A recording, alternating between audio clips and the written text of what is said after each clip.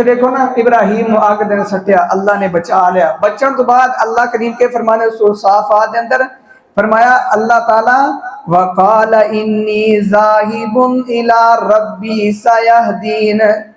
फिर कह लगे इन्नी ज़ाहिबुन इला रब्बी सयहदीन, मैं हूँ अपने अल्लाह वाल जान वाला, यानी मैं हिजरत करांगा, मैं इस शहर इस मुल्क नू छड़ के दूसरे मुल्क दे अंदर चला जाऊंगा। ते हजरत इब्राहीम अलैहिस्सलातु वस्सलाम हिजरत करते ने इस इराक नू छड़ के एक छोटा जा शहर हिरान, उथे चले जाते ने। उथे जाके अपने चाचे कोल हजरत लूत अलैहिस्सलातु वस्सलाम उन्हां दे बेटे ने, वो भी नबी अल्लाह ने बना दिते। उन्हां दी जिहड़ा मशीरा ओदे नाल शादी कीती, हजरत सारा अलैहिस्सलाम दे नाल शादी हो गई। ते उस तो बाद फिर हिजरत करते ने, उतो शाम फलस्तीन दे अंदर चले जाते ने। फलस्तीन दे अंदर वक्त गुजारते ने, शायद 80 दे साल के करीब उम्र है। अल्लाह औलाद को नहीं दी। फिर अल्लाह ताला ने हुक्म दिता कि तुसी फलस्तीन छड़ के मिस्र के अंदर चले जाओ। वजह के बड़ी कह साली पै गई। हजरत इब्राहीम अलैहिस्सलातु वस्सलाम के करते ने अपने भतीजे लूत हजरत सारा बीवी नो लैके मिस्र वाल जाते ने। ते मिस्र वाल जांदियां जांदियां मिस्र के अंदर पहुंचते ने। उथे दा बादशाह जालिम, वो जेड़ी खूबसूरत औरत नजर आती है ओदे नाल बदकारी करन दा इरादा करदा वे। उन्होंने दस्या गया कि फलां जगह ते एक नौजवान है, एक नौजवान औरत है, ते वो बड़ी खूबसूरत है। उन्हें आख्या बुलाया जाए। सही बुखारी दे अंदर वाकया मौजूद है।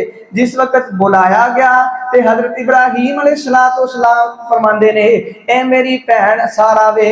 ते ओनू बुलाया गया, कह लगे कि तू जाके दसी मैं ओदी भैन हाँ, क्योंकि मैं जमीन दे अंदर कल्ला मोमन मर्द हाँ ते तू कल्ली औरत है।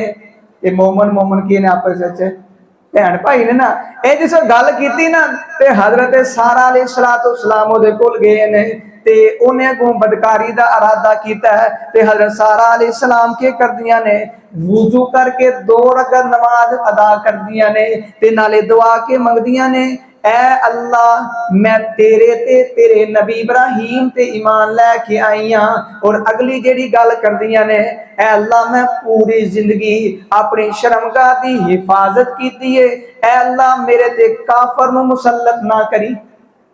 ये दुआ मांग रही ने। इत्थे इब्राहीम मांग रहे ने, अपना सारा मांग रही ने, ते बाहर जेड़ा वे महल तू उथे हजरत इब्राहीम ही नमाज पढ़ के अपने रब को दुआवां मांग रहे ने।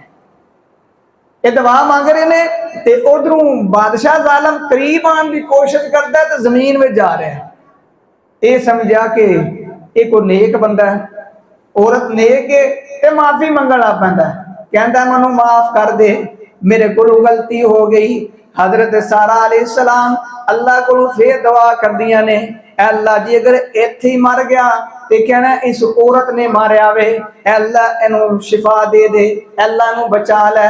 ते फिर तंदुरुस्त होया, फिर सही होया, फिर इन्हें इरादा किया, फिर इसी तरह होया 3 दफा होया।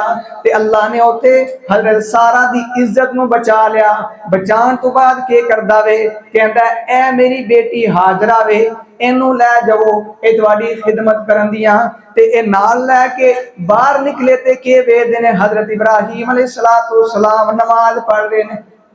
ये नमाज कोई मामूली काम नहीं। असीं कहने मैं काम छड्ड के ते नमाज पढ़ा, वो काम छड्ड के नमाज पढ़ोगे तो अल्लाह तुहाडे काम दे अंदर बरकतां पा देगा, परेशानियां अल्लाह दूर कर देगा।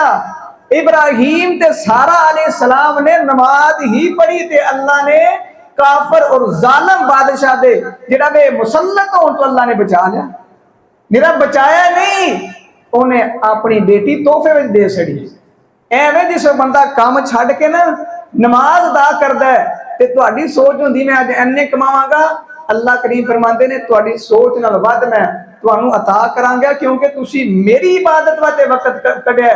जेड़ा मेरी इबादत वास्ते वक्त कढदा मैं गायबी मदद उहदे नाल नाज़िल कर देना। देखो मिस्र आए, फिर एक वक्त आया मिस्र तो दोबारा फलस्तीन चले गए।